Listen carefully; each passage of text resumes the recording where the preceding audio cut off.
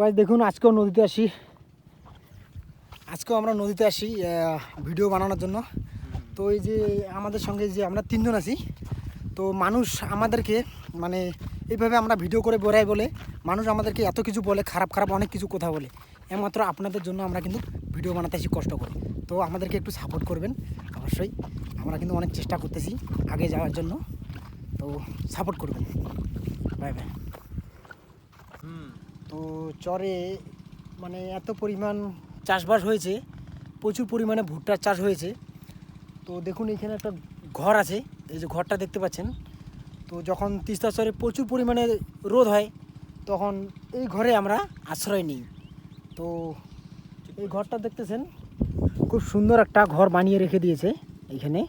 এই যে দেখুন, এইখানে আমরা আশ্রয় নিই। যখন প্রচুর পরিমাণে রোদ হয় তখন আমরা আশ্রয় নিই। আর দেখুন শুধু ভুট্টা চাষ, মানে এত পরিমাণে ভুট্টা চাষ হয়েছে আমাদের তিস্তা চরে, মানে প্রচুর পরিমাণে শুধু ভুট্টা আর ভুট্টা।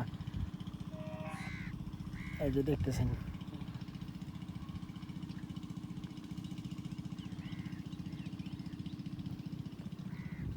তো আমরা তো রোজই আসি এখানে। তো এই যে দেখতেছেন ঘর, এই যে ঘরের ভিতরে এই যে এটা। তো আমরা নদীতেই থাকি, বেশিরভাগ আমাদের নদীতেই আশ্রয়। আমরা তো চাষবাস করি, তার জন্য আমরা নদীতেই থাকি। এই যে,